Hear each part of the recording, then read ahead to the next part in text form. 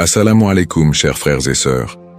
Le Coran est le texte sacré de l'islam, révélé au prophète Mohammed, paix soit sur lui, il y a plus de 1400 ans. Considéré comme la parole directe de Dieu, il guide la foi, la morale et la vie quotidienne des musulmans. Cependant, au-delà de ses enseignements apparents, le Coran renferme des secrets fascinants qui échappent souvent à notre attention. Dans cette vidéo, nous explorerons 7 choses cachées dans le Coran que tu ne savais probablement pas. Ces révélations surprenantes et profondes vont non seulement enrichir ta compréhension, mais aussi renforcer ton lien avec ce texte sacré. Avant de commencer cette vidéo, je vous invite à vous abonner à notre chaîne et d'activer la cloche de notification pour rester informé de nos prochaines publications sur la foi islamique. Merci et bonne vidéo. Prépare-toi à découvrir des aspects méconnus qui pourraient changer ta perception du Coran à jamais. Contexte historique et culturel. Le Coran, texte central de l'islam, a été révélé au prophète Mohammed, paix soit sur lui, par l'ange Gabriel, sur une période de 23 ans, à partir de l'an 610 de notre ère. Ces révélations ont eu lieu principalement dans les villes de la Mecque et de Médine, et elles couvrent divers aspects de la foi et de la pratique musulmane. À la mort du prophète en 632, ces paroles avaient été mémorisées par ses compagnons et consignées par écrit sur divers supports. C'est sous le califat d'Abou Bakr, le premier calife, que les différentes parties du Coran ont été compilées en un seul volume. Cette version a été standardisée sous le troisième calife, Uthman ibn Affan, afin d'unifier les pratiques de lecture et éviter les divergences. Le Coran occupe une place centrale dans la culture musulmane. C'est non seulement un guide spirituel et moral, mais aussi une source de législation, d'éthique et de culture. Les musulmans du monde entier l'utilisent dans leurs prières quotidiennes et il influence profondément leur mode de vie, leur législation et leur art. La récitation du Coran est un acte de dévotion et de méditation, et chaque verset est considéré comme un point de connexion avec Dieu. Les interprétations du Coran varient selon les écoles de pensée et les traditions. Les exégètes ont développé des commentaires, tafsir, pour expliquer et contextualiser les versets. Ces interprétations tiennent compte des contextes historiques, linguistiques et culturels.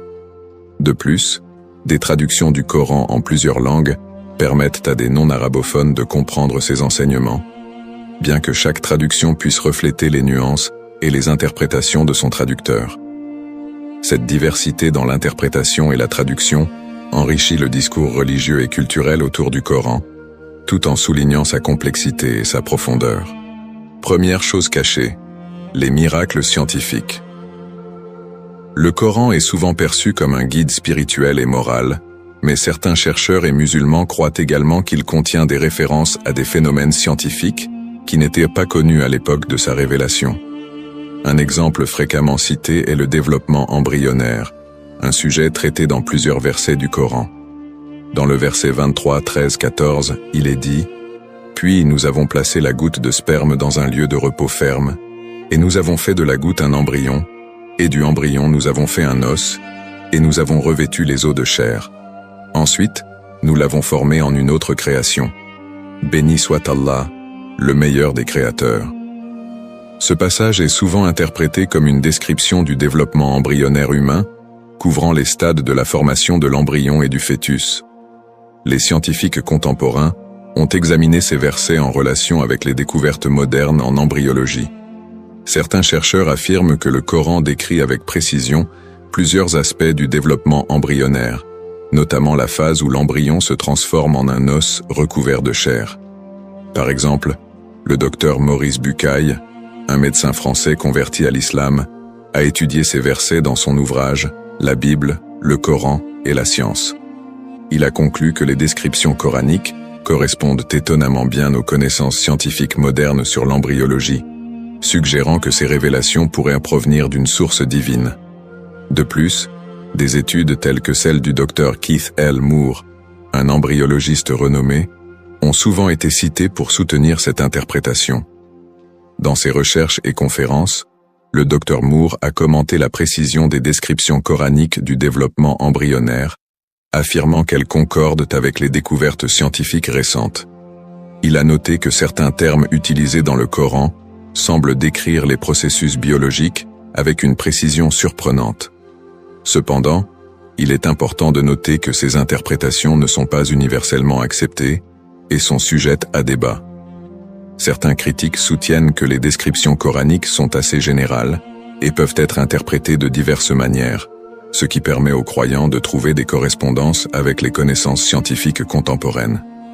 D'autres soutiennent que les descriptions coraniques pourraient être le résultat de connaissances médicales disponibles à l'époque de la révélation ou de principes généraux qui ont été adaptés à la lumière des découvertes modernes.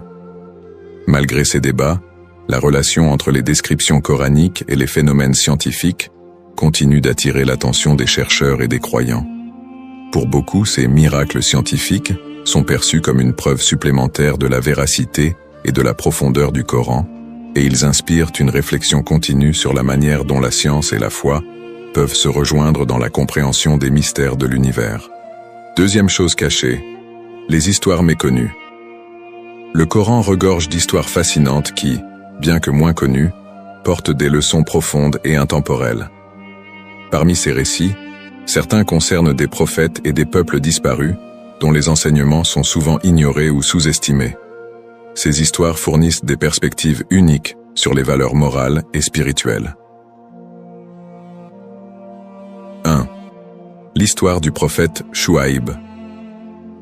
Le prophète Chouaïb, Jéthro dans la tradition biblique, est mentionné dans le Coran comme un prédicateur envoyé à la communauté des Madianites.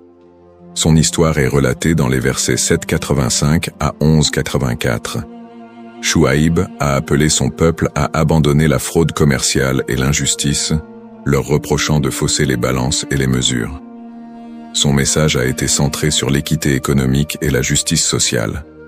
Les Madianites, ignorant des avertissements et persistant dans leurs mauvaises actions, ont été punis par une catastrophe naturelle. Cette histoire illustre des valeurs universelles telles que l'intégrité commerciale et la justice. Elle souligne aussi la récurrence du thème de la résistance aux prophètes et au message divin, une constante dans les récits coraniques. Comparée à d'autres traditions, cette histoire résonne avec les récits bibliques où Jéthro est décrit comme un conseiller sage, mais le Coran ajoute une dimension plus marquée sur l'éthique et la justice économique. 2. L'histoire de Luqman.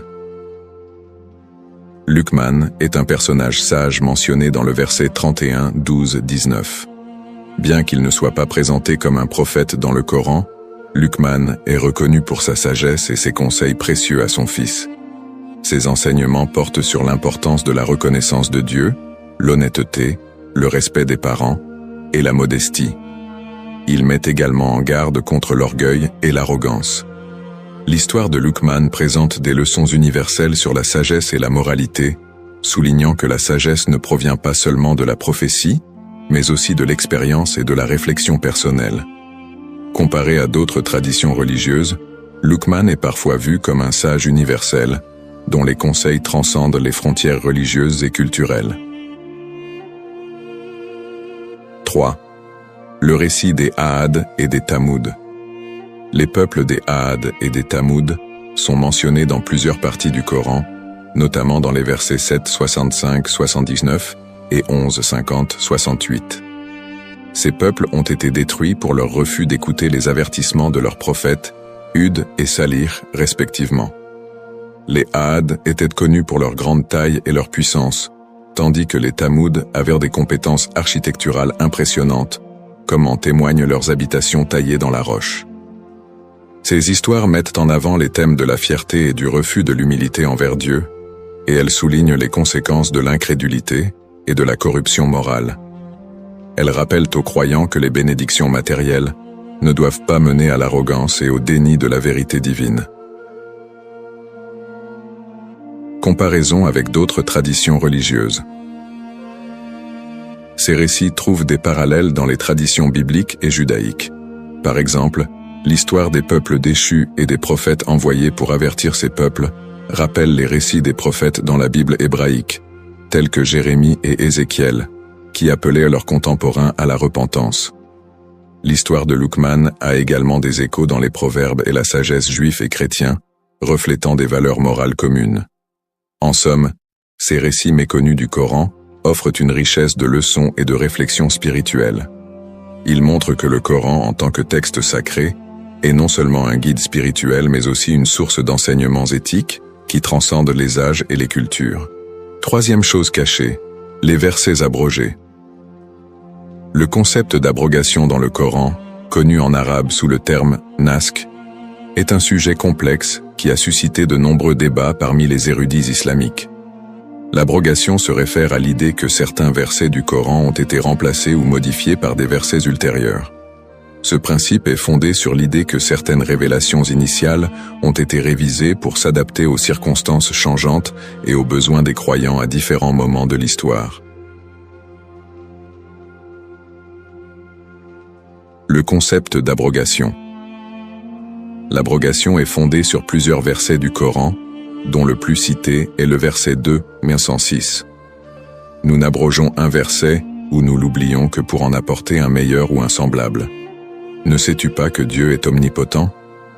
Ce verset indique que Dieu, dans sa sagesse infinie, peut révéler de nouveaux enseignements qui remplacent ou modifient des instructions précédentes. Les versets abrogés sont souvent interprétés comme étant adaptés au contexte spécifique dans lequel ils ont été révélés, tandis que les versets abrogeant les précédents sont vus comme des instructions plus appropriées pour les temps ultérieurs. Exemple de versets abrogés. 1. Le verset sur l'alcool. Un exemple souvent cité est le processus d'abrogation des versets concernant l'alcool.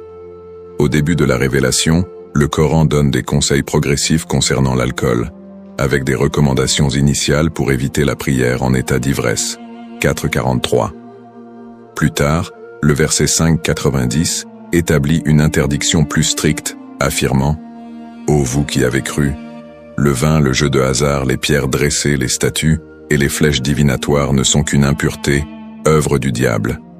Écartez-vous-en, afin que vous réussissiez. » Ce verset remplace les instructions antérieures et impose une interdiction claire et absolue de la consommation d'alcool. 2. Le verset de la guerre. Un autre exemple est le verset de la guerre. Au début de la révélation, les musulmans étaient autorisés à se défendre contre l'agression, 22-39, mais étaient limités dans leur capacité à prendre des mesures offensives. Plus tard, le verset 9-5, souvent appelé le verset de l'épée, est révélé. Lorsque les mois sacrés seront écoulés, tuez les associateurs où que vous les trouviez. Ce verset a été interprété comme abrogeant les instructions précédentes et autorisant des actions militaires plus larges contre ceux qui s'opposaient à l'islam. Implications théologiques et juridiques. L'abrogation a des implications profondes sur la théologie et la jurisprudence islamique. Théologiquement, elle démontre la flexibilité et la sagesse de la révélation divine, s'adaptant aux besoins évolutifs de la communauté musulmane. Les versets abrogés illustrent comment les lois religieuses peuvent évoluer pour refléter des circonstances nouvelles ou des situations spécifiques. Juridiquement, l'abrogation a conduit à des débats sur l'application des lois coraniques. Les juristes islamiques utilisent le principe de l'abrogation pour déterminer quels versets doivent être appliqués dans les contextes modernes. Par exemple, dans la jurisprudence, les versets abrogeant les règles précédentes sont souvent considérés comme ayant une autorité supérieure. Cela a conduit à une évolution des pratiques et des lois au fil du temps, en réponse aux conditions sociales et politiques changeantes. Il est important de noter que le concept d'abrogation est soumis à diverses interprétations et que tous les érudits ne s'accordent pas sur la portée et la nature des versets abrogés. Certains savants affirment que l'abrogation est un principe limité, s'appliquant principalement aux questions juridiques et non aux aspects spirituels ou éthiques du Coran. D'autres soutiennent que l'abrogation est un mécanisme essentiel pour comprendre la progression des lois islamiques. En résumé, l'abrogation dans le Coran est un aspect complexe qui illustre la flexibilité et l'adaptabilité des enseignements islamiques. Elle reflète la capacité de la révélation divine à répondre aux besoins évolutifs de la communauté musulmane, tout en maintenant une continuité avec les principes fondamentaux de l'islam. Quatrième chose cachée, la structure littéraire. Le Coran est non seulement un texte sacré, mais aussi une œuvre littéraire d'une beauté exceptionnelle. Sa structure littéraire complexe joue un rôle crucial dans la transmission et l'impact de ses messages spirituels et moraux. Les éléments de rime, de rythme et de style dans le Coran ne sont pas seulement esthétiques. Ils renforcent également la profondeur et l'efficacité du message divin. La beauté littéraire du Coran. Le Coran est caractérisé par une utilisation raffinée des rimes et des rythmes. L'une des caractéristiques les plus marquantes est l'assonance et la consonance qui traversent les versets. Ces éléments contribuent à une qualité musicale et mémorisable qui aide les croyants à réciter et à retenir les paroles sacrées. Par exemple, les versets coraniques présentent souvent des rimes internes, où les sons se répètent à des intervalles réguliers, ce qui crée une harmonie et une fluidité dans la récitation. Le style du Coran est également riche et varié, incorporant des figures de style telles que les métaphores, les allégories et les comparaisons. Cette diversité stylistique enrichit le texte et permet de transmettre des messages complexes de manière accessible et percutante. Rime, rythme et style. Les versets coraniques sont souvent structurés avec des motifs rythmés qui facilitent la récitation. Par exemple, les sourates courtes sont souvent composées de versets aux rimes fréquentes, ce qui renforce leur impact lorsqu'elles sont récitées lors des prières. Cette qualité rythmique est un aspect central de la tajwid, l'art de la récitation coranique. Le Coran utilise aussi des bonnes structures parallèles, où des phrases similaires sont répétées pour souligner des concepts clés. Cette technique permet non seulement de créer une harmonie sonore, mais aussi d'accentuer des idées importantes. Par exemple, le verset 3-14. Les désirs des hommes sont les femmes, les fils, les trésors amassés, les chevaux de choix, le bétail et les terres labourées, utilisent une structure parallèle pour énumérer les tentations terrestres, ce qui renforce l'importance de se concentrer sur la foi et la vertu. Exemple de verset poétique. 1. Le verset du trône, Ayat al-Kursi, 2255. Allah, il n'y a pas de divinité si ce n'est lui, le vivant, le substantiel. Ni somnolence ni sommeil ne le saisissent. À lui appartient tout ce qui est dans les cieux et sur la terre. Ce verset est particulièrement poétique par sa répétition et ses parallèles, décrivant la grandeur et la majesté de Dieu avec une profondeur rythmique et harmonieuse. Il est souvent récité pour ses qualités spirituelles et protectrices. 2. Les versets sur la création, 95, 1, 2.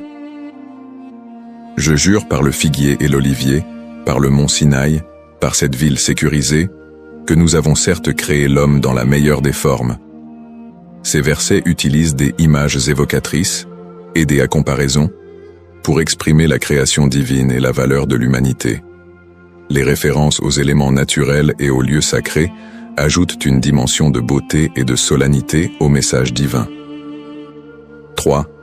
Le verset de la lumière, 24, 35. Allah est la lumière des cieux et de la terre. Sa lumière est semblable à une niche où se trouve une lampe. La lampe est dans un cristal, le cristal est comme une étoile brillante. Ce verset est un exemple de description métaphorique et de comparaison poétique, illustrant la lumière divine avec une richesse visuelle et symbolique. La structure du verset accentue la splendeur et la pureté de la lumière divine. Impact de la structure littéraire. La structure littéraire du Coran n'est pas seulement esthétique, elle joue un rôle fondamental dans la transmission et l'absorption du message divin. La musicalité et le rythme facilitent la mémorisation, tandis que les figures de style enrichissent la compréhension des concepts spirituels. Les versets poétiques captivent l'auditeur et le lecteur, rendant les enseignements coraniques plus accessibles et mémorables. En somme, la beauté littéraire du Coran renforce l'impact de ses messages, en alliant profondeur spirituelle et élégance stylistique. La maîtrise des rimes, des rythmes et des styles contribue à la richesse et à la puissance du texte sacré, en faisant une œuvre d'art aussi impressionnante sur le plan littéraire que spirituel. Cinquième chose cachée, les dimensions mystiques. Le Coran, en tant que texte sacré, possède non seulement une dimension juridique et morale, mais aussi une profondeur mystique qui a influencé la tradition soufie de manière significative. Le soufisme, ou mysticisme islamique, explore les aspects internes et spirituels du Coran, cherchant à comprendre la relation intime entre l'homme et Dieu, au-delà des interprétations littérales.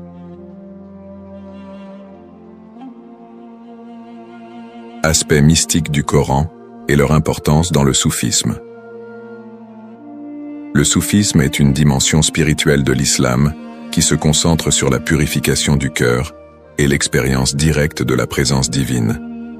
Les soufis croient que le Coran contient des significations profondes et cachées qui ne peuvent être perçues qu'à travers une contemplation spirituelle et une quête intérieure. Ils considèrent le texte coranique comme une source de lumière divine et de guidance intérieure, révélant des vérités qui transcendent les aspects juridiques et éthiques apparents. Les versets coraniques sont souvent vus par les soufis comme des portes d'entrée vers des états de conscience plus élevés et une connexion plus profonde avec Dieu. La pratique soufie implique souvent la méditation, dhikr, et la répétition des noms de Dieu afin de pénétrer les mystères du texte sacré et d'atteindre une compréhension transcendantale. Interprétation ésotérique de certains versets. 1.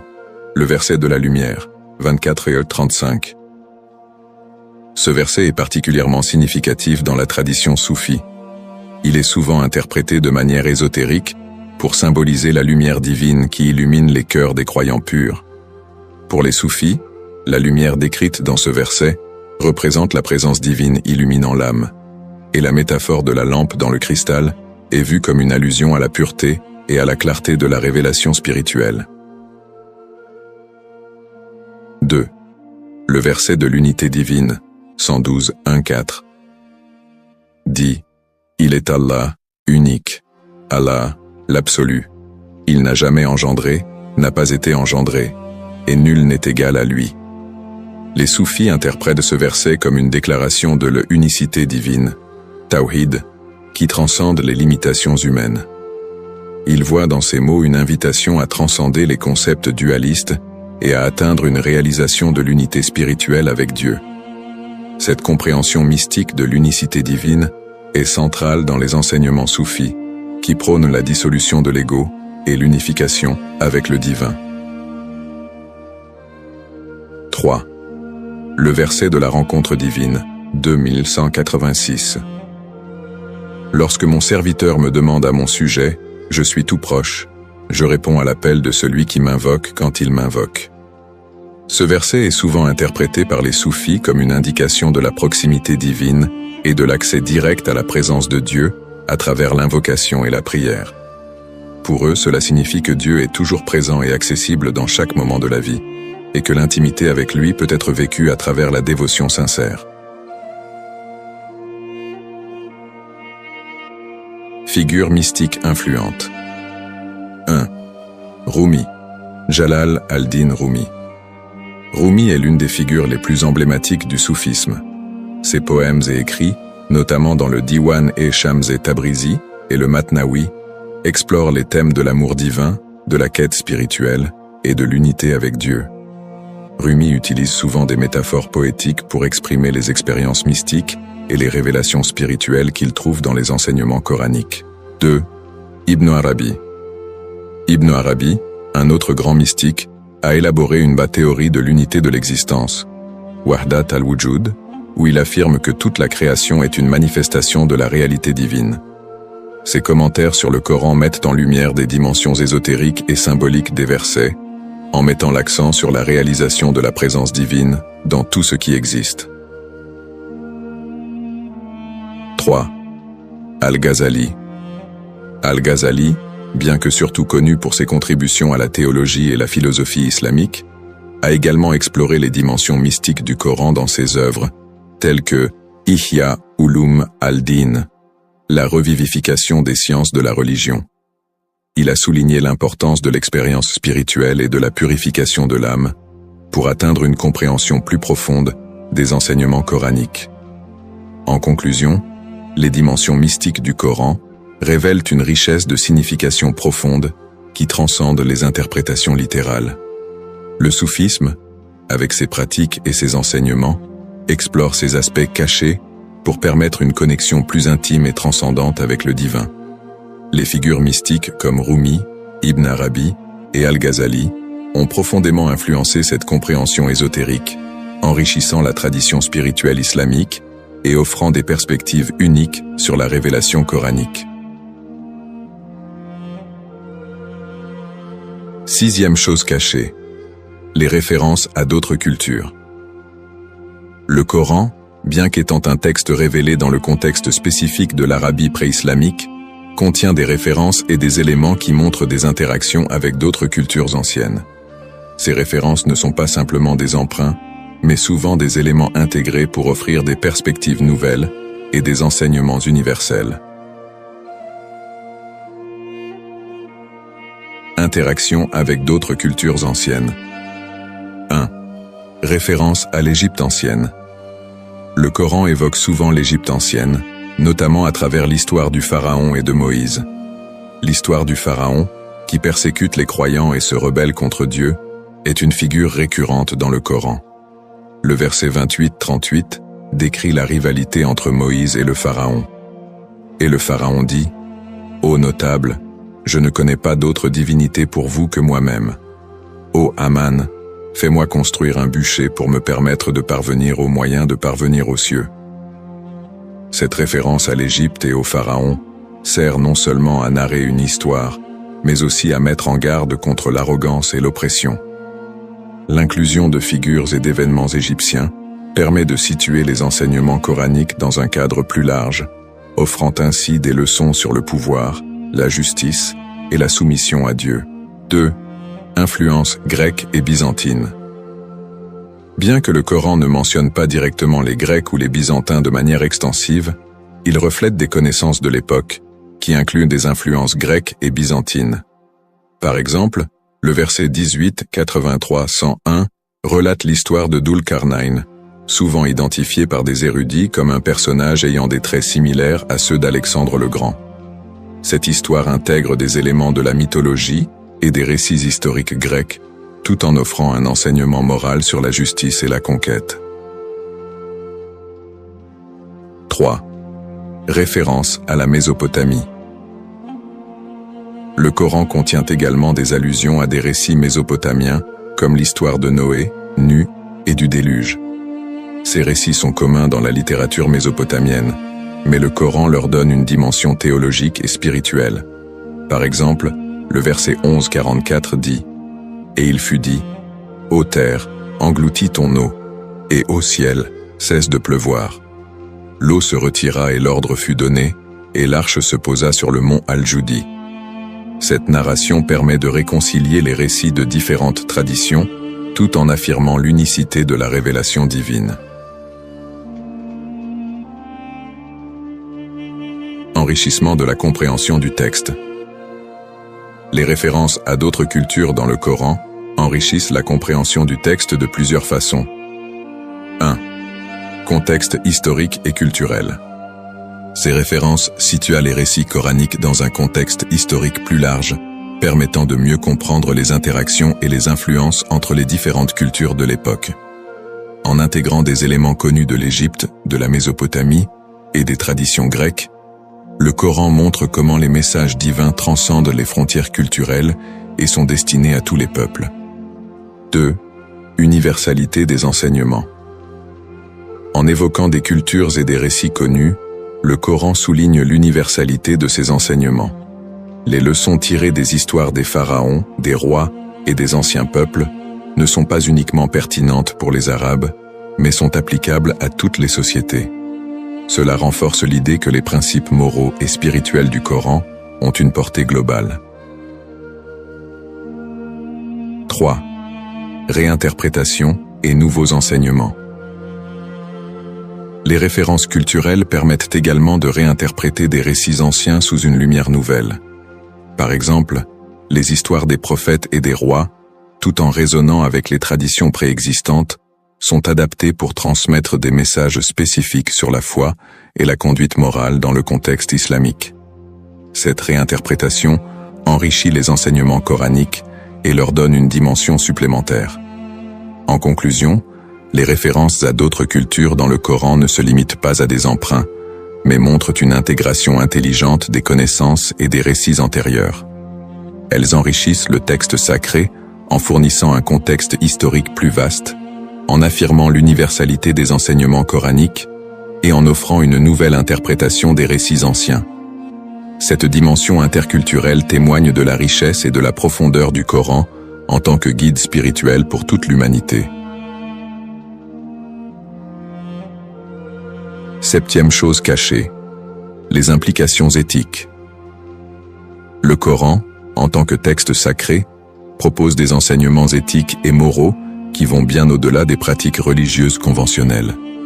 Certaines de ces dimensions éthiques sont moins connues, mais revêtent une grande importance dans la manière dont les musulmans sont appelés à interagir avec le monde. Les versets coraniques offrent des directives sur des questions contemporaines telles que la justice sociale, la protection de l'environnement et la responsabilité individuelle.